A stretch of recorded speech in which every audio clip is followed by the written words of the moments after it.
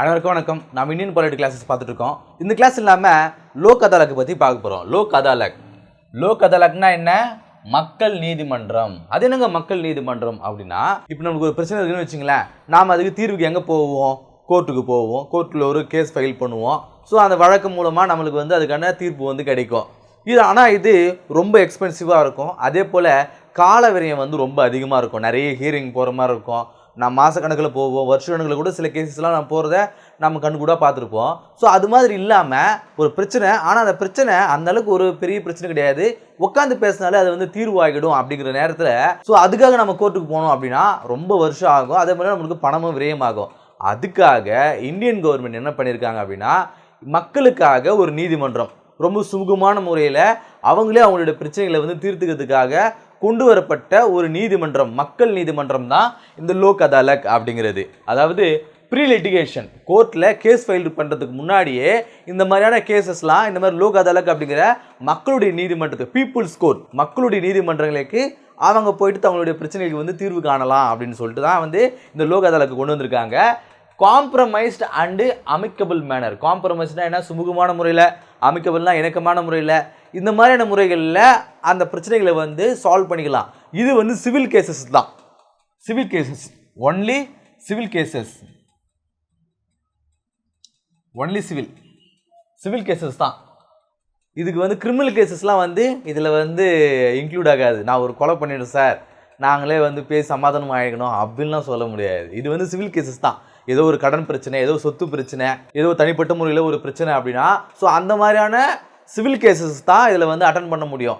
Criminal cases, ஒரு திருட்டு சம்மந்தமாகவோ ஒரு கொலை சம்மந்தமாகவோ இது மாதிரியான கேசஸ்லாம் இதில் சுமூகமாக போக முடியாது அப்படின்னு நம்ம பார்க்குறோம்.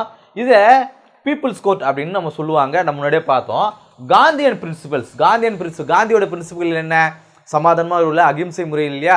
ஸோ அந்த மாதிரி சமாதானமான முறையில் எந்த ஒரு வழக்காக இருந்தாலும் தீர்த்து வைக்கப்படும் அப்படிங்கிறது தான் இந்த லோக் அதாலத்துடைய பேசிக் பிரின்சிபல்ஸ். காந்தி பிரின்சிபல்ஸ் தான் லோக் அதாலத்துடைய பேசிக் பிரின்சிபல்ஸ் அப்படின்னு சொல்கிறாங்க.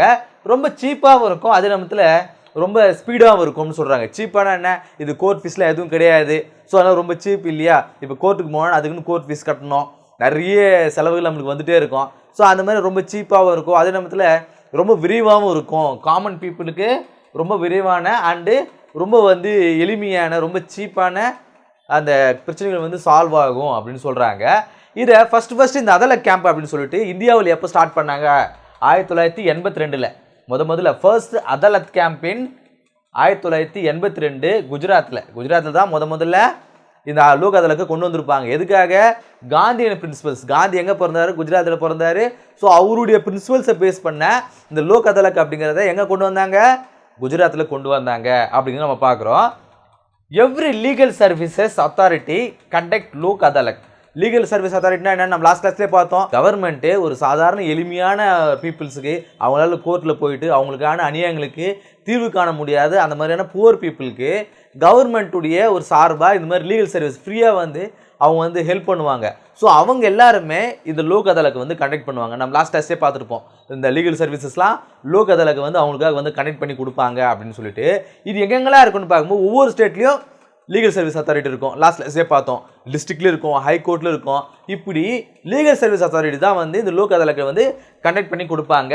Every legal service authority conduct Lok Adalat. இந்த லீகல் சர்வீஸ் அத்தாரிட்டி தான் லோக் அதாலத்தை கண்டக்ட் பண்ணுவாங்க. கோர்ட்டு கண்டக்ட் பண்ணாது. இந்த அத்தாரிட்டிஸ் தான் கண்டக்ட் பண்ண. ஒரு ஹைகோர்ட்டே இந்த பிரச்சனை இங்கே வராதிங்க, நீங்கள் போயிட்டு லோக் அதாலத்தை கண்டக்ட் பண்ணுங்கன்னு சொல்லாது. இந்த லீகல் சர்வீஸ் அத்தாரிட்டி தான் லோக் அதாலத்தை கண்டக்ட் பண்ணுவாங்க. இந்த லோக் அதாலத்தை இன்னும் சில டைப்ஸாக பிரிக்கிறாங்க. என்னென்ன? National Lok Adalat, state Lok Adalat and permanent Lok Adalat அப்படின்னு சொல்லிட்டு மூணாக பிரிக்கிறாங்க. நேஷனல் லோக் அதாலத்னா என்ன? இது ரெகுலர் இன்டர்வல் நடக்குங்க. ரெகுலர் இன்டர்வல்னால் என்ன? ஒரு லோக் அதாலத் கேம்புக்கு இன்னொரு லோக் அதாலத் கேம்புக்கு இடையில ரெகுலராக ஒரு டைம் இன்டர்வல் இருக்குங்க, ஈவனாக இருக்குங்க. இப்போ ஜனவரியில் லோக் அதாலத் நடத்துகிறாங்களா, 2 மாதம் கழிச்சு ஏப்ரல் மாதம் லோக் அதாலத் நடத்துவாங்க. அதன் பிறகு 2 மாதம் கழிச்சு இப்படி ஒரு பீரியாடிக் இன்டர்வலில் இந்த லோக் அதாலத் கேம்ப் நடத்துவாங்க. நேஷனல் லெவலில் நடத்துறது ரெகுலராக நடத்துவாங்க. இதை நேஷனல் லெவலில் நடத்துவாங்க. 2015 எவ்ரி மந்த் நடத்துகிறாங்க. இந்தியா முழுக்க ஒவ்வொரு மாதமும் இந்த லோக் அதாலத் கேம்ப் வந்து நாடு முழுவதும் நடத்துகிறாங்களாம். யாருக்காவது பிரச்சனை அப்படின்னா நீங்கள் கோர்ட்டுக்கு போய் சால்வ் பண்ணுறதுக்கு பதிலாக இந்த மாதிரி லோக் அதாலத் கேம்பில் போயிட்டு அதன் மூலமாக ஒரு அமிக்கபிள் மேனரில் ஒரு பரஸ்பரம் இந்த மாதிரி ஒரு பிரச்சனை இருக்குது, என்கிட்ட இவ்வளோ கடன் வாங்கிட்டா அது தரமாட்டேன்றான், ஸோ நீங்களே ஒரு தீர்ப்பு சொல்லணும்போது அவங்க பார்த்துட்டு ஏன்பா இதை கொடுத்துரு அப்படின்னு சொல்லிட்டு அவங்களே இதை சால்வ் பண்ணி அமைச்சிருவாங்க ஒரு இணக்கமான முறையில். இப்போ அவன் எனக்கு வந்து இப்போ ஒரு 10 லட்ச ரூபாய் தரணும், அதுக்கு நான் வந்து வட்டியாக வந்து எனக்கு 2 லட்ச ரூபாய் கொடு அப்படின்னு அவங்ககிட்ட கேட்குறேன், தரமாட்டேன்றான். அப்படின்ற சமயத்தில் அவன்கிட்ட கேட்கும்போது நான் 1 லட்ச ரூபாய் தருவேன் அப்படின்னு அவன் சொல்லுவான். இவர் என்ன பண்ணுவார், 1 லட்ச ரூபாய் முடியாது, ஒரு 1.5 லட்ச ரூபாய் கொடுத்துருன்னு சொல்லும்போது சரி ஓகே கொடுங்க அப்படின்னு வாங்கிட்டு போயிடுவாங்க இல்லையா. இந்த பிரச்சனை அங்கேயே சால்வ் ஆகிடும். இதுக்காக கோர்ட்டில் போயிட்டு அது ரொம்ப வருஷம் இழுக்காமல் இந்த மாதிரியான பிரச்சனைகள்லாம் அங்கேயே சால்வ் ஆகும். ஒரு நேஷனல் லெவல் கேம்ப் அப்படின்னு பார்க்குறோம்.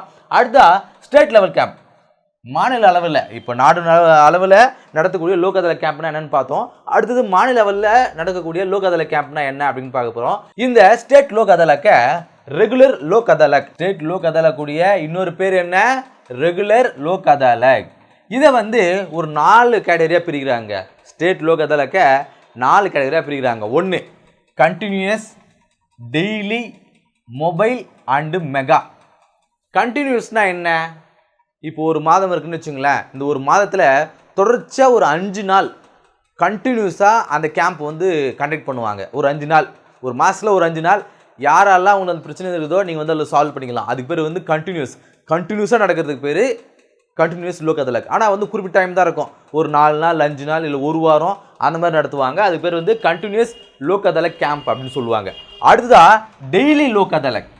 டெய்லி லோக் அதாலத்னா என்ன, தினமும் நடக்கும், மாதம் முழுவதும் தினமும் வந்து ஒரு குறிப்பிட்ட டைம், காலையில் ஒரு 10 மணிலேருந்து மதியம் ஒரு 1 மணி வரைக்கும் இல்லை 4 முழுக்கும், அதாவது ஸ்டேட்டுக்கு பொறுத்து ஒவ்வொரு ஸ்டேட்லேயும் ஒரு மாதிரி அதை வச்சுருப்பாங்க. ஸோ தினமும் நடக்கும். அடுத்த மொபைல் லோக் அதாலத், ஒரு மல்டி யூட்டிலிட்டி வேனில், ஒரு வேனில் மொபைல் கோர்ட் நம்ம பார்த்துருப்போம் இல்லையா. ஸோ அது மாதிரியான ஒரு வேனில் இந்த கோர்ட் வந்து இருக்கும், இந்த லோக் அதாலத் வந்து இருக்கும். இது வந்து நடமாடும் வேனாக இருக்கும். யாருக்கெல்லாம் அந்த பிரச்சனை இருக்கோ இதில் அவங்க வந்து கன்சல்ட் பண்ணிக்கலாம். இந்த மாதிரியான மொபைல் லோக் அதாலத்தும் இருக்கும். அடுத்து வந்து மெகா லோக் அதாலத். மெகா லோக் அதாலத்னா என்ன, வருஷத்தில் ஒரு முறை ஸ்டேட்டில் இருக்கக்கூடிய எல்லாருமே அந்த கேம்பில் வந்து அட்டன் பண்ணலாம். ஸ்டேட்டில் இருக்கக்கூடிய யாரெல்லாம் வந்து பிரச்சனையோ அந்த கேம்பில் வந்து கண்டக்ட் பண்ணலாம் அப்படின்னு சொல்லுவாங்க. இது வந்து மெகா லோக் அதாலத் அப்படின்னு சொல்கிறாங்க. ஸ்டேட் லோக் அதாலத்தை 4ஆக பிரிக்கிறோம், continuous, daily, mobile and mega அப்படின்னு சொல்லிட்டு 4ஆக பிரிக்கிறோம். அடுத்த வந்து பர்மனன்ட் லோக் அதாலத். பர்மனன்ட், இப்போ நம்ம முன்னாடி பார்த்து எல்லாமே வந்து ஒரு குறிப்பிட்ட பீரியடில் தான் வந்து ஆக்டிவாக இருக்கும், அது பிறகு அது இன்ஆக்டிவாக ஆகிடும். ஆனால் அந்த பர்மனெண்ட் அப்படிங்கிறது வருடம் முழுக்க அது ஆக்டிவாக இருக்கும். பர்மனெண்ட் ஒன்ஸ் கிரியேட் பண்ணிட்டா அது பர்மனெண்ட்டாக இருக்கும். அது மாதிரியான லோக் அதாலத்தை எப்போ கொண்டு வராங்க, 1987 வந்து கொண்டு வராங்க. 1987 நேஷனல் லீகல் சர்வீஸ் அத்தாரிட்டி. அதே பாருங்கள், அதே இந்த லோக் அதாலத்தை யார் கொண்டு வராங்க, நேஷ்னல் லீகல் சர்வீஸ் அத்தாரிட்டி. இவங்க எதுக்காக கொண்டு வராங்க, ஏன்னா இவங்க பியூர் பீப்புளுக்கு, அவங்களால முடியாத அந்த ஏழை மக்களுக்கு நீதி வாங்கி கொடுக்கணும். அதுவும் வந்து எளிமையான சீப் பண்ணி ஸ்பீடாக வந்து வாங்கி கொடுக்கணும். ஸோ அவங்ககிட்ட காசு இருக்காது, இவங்க தான் எல்லாத்தையும் செலவு பண்ணி ஆகணும். ஒரு கோர்ட்டுக்கு போகும்போது அது ப்ராசஸ் லென்த்தாக கொண்டதுனால இந்த லோக் அதாலத் மூலமாக அவங்களுக்கு எளிமையான முறையில் அந்த நீதியை அவங்க வாங்கி கொடுப்பாங்க.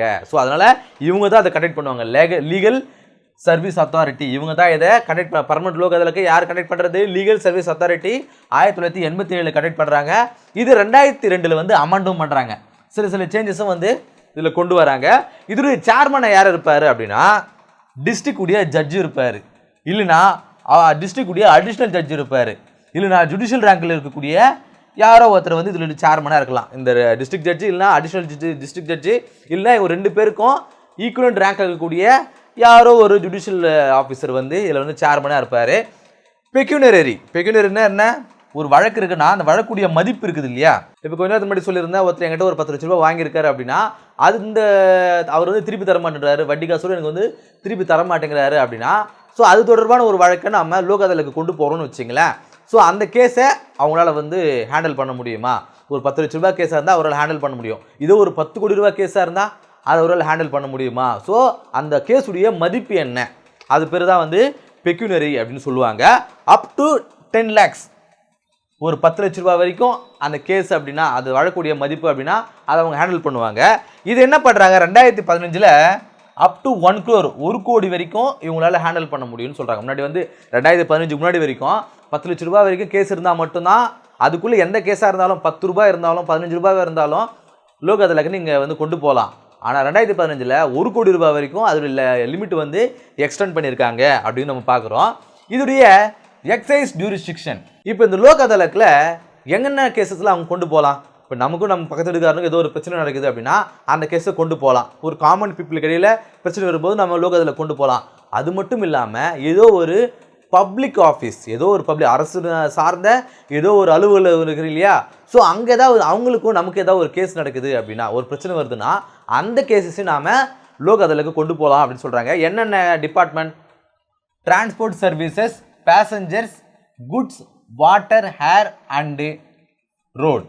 அதாவது ஏதோ ஒரு போக்குவரத்து தொடர்பாக ரோட்டில் போகிற போக்குவரத்தோ இல்லை ட்ரெயினோ இல்லை விமானமோ இல்லை நதி மூலமாகவோ ஏதோ ஒரு போக்குவரத்தில் நம்ம பயன்படுத்தும் போது அது தொடர்பாக ஒரு வழக்கு இருக்குது அப்படின்னா நாம் இங்கே ரீச் பண்ணலாம். அடுத்ததாக போஸ்டல், தபால் நிலையங்களில் ஏதோ பிரச்சனை வரும்பொழுது, telephone services, supply of power EB டிபார்ட்மெண்ட்டில், சர்வீசஸ் இன் ஹாஸ்பிட்டல் ஏதோ ஒரு பிரச்சனை வரும்போது, டிஸ்பென்சரிஸ் மருந்தகங்கள், மெடிக்கல் ஷாப் இருக்குது இல்லையா, ஸோ அங்கே ஏதாவது ஒரு பிரச்சனை வருது அப்படின்னா, இன்சூரன்ஸ் சர்வீசஸ், இன்சூரன்ஸ் ஆஃபீஸில் ஏதாவது ஒரு பிரச்சனை வருதுன்னா, இதெல்லாம் வந்து பப்ளிக் டிபார்ட்மெண்ட். இந்த பப்ளிக் டிபார்ட்மெண்ட்லாம் ஏதோ ஒரு பிரச்சனை வரும்பொழுதும் ஸோ அங்கே ஏற்படக்கூடிய பிரச்சனைகளில் நீங்கள் லோக் அதாலத்தை வந்து கண்டக்ட் பண்ணலாம், ரீச் பண்ணலாம் அப்படின்னு சொல்கிறாங்க. இந்த கிளாஸ் இல்லாமல் லோக் அதாலத்னா என்ன அப்படின்னு பார்த்தோம். லோக் அதாலத் அப்படிங்கிறது ஒரு மக்கள் நீதிமன்றம். நமக்கு ஏற்படக்கூடிய பிரச்சனைகளுக்கு, அநியாயங்களுக்கு நம்ம தீர்வு காண்றதுக்காக கோர்ட்டுக்கு போகாமல் ரொம்ப அமிக்கபிளாக ஒரு மேனரில், ரொம்ப ஃபீஸ் வந்து ரொம்ப குறைவு, அதே சமயத்தில் அந்த நீதி அப்படிங்கிறது ரொம்ப ஸ்பீடாக இருக்கும் அப்படிங்கிற அந்த காரணத்துக்காக நாம் லோக் அதாலத்துக்கு வந்து நாடுறோம் அப்படிங்கிறது நம்ம இந்த கிளாஸில் பார்த்தோம். இந்த லோக் அதாலத்தில் ரொம்ப முக்கியமான ஒரு விஷயம் என்னென்னா நோ அப்பலேட். அப்பலேட்னா என்ன? மேல்முறையீடு அப்படின்னு சொல்லுவாங்க. நம்ம பார்த்துருப்போம், ஒரு டிஸ்ட்ரிக்ட் கோர்ட்டில் ஒரு கேஸ் வந்து நம்ம வந்து தொடுக்கிறோம் அப்படின்னா அதில் ஏதாவது நமக்கு சாதகமான தீர்ப்பு வரலன்னா நம்ம ஹை கோர்ட்டுக்கு போகலாம். அங்கேயும் நம்மளுக்கு சாதகமாக தீர்ப்பு வரல அப்படின்னா அங்கேருந்து சுப்ரீம் கோர்ட்டுக்கு போகலாம். இது மாதிரி நாம் இந்த அப்பலேட் முறை, மேல்முறையீடுன்றது வந்து இருக்குது. ஆனால் லோக் அதாலத்தில் இந்த அப்பலேட் வந்து கிடையாது. நீங்கள் லோக் அதாலத்துக்கு போயிட்டு ஒரு கேஸில் வந்து உங்களுக்கு தீர்ப்பு கிடைச்சிருச்சு அப்படின்னா, இல்லை நான் வந்து இந்த மேல்முறையீடு கொண்டு போகிறேன் அப்படின்னு சொல்லிட்டு ஒரு டிஸ்ட்ரிக்ட் கோர்ட்டுக்கோ இல்லை ஹை கோர்ட்டுக்கோ இல்லை சுப்ரீம் கோர்ட்டுக்கோ நம்மளால் வந்து மேல்முறையீடுக்கு கொண்டு போக முடியாது அப்படிங்கிறத இங்கே சொல்கிறாங்க. இதுக்கும் வந்து ஃபீஸ் வந்து கிடையாது. இந்த லோக் அதாலத்துக்கு நம்ம கொண்டு போகும்போது கோர்ட் ஃபீஸ் கிடையாது, ரொம்ப ஸ்பீடாக இருக்கும். இந்த லீகல் சர்வீஸ் மூலமாக போகும்போது நமக்கு இன்னுமே எந்த ஃபீஸுமே கிடையாது அப்படிங்கிறதையும் நாம் இந்த கிளாஸில் பார்த்தோம். அடுத்த கிளாஸ் சந்திப்போம். நன்றி.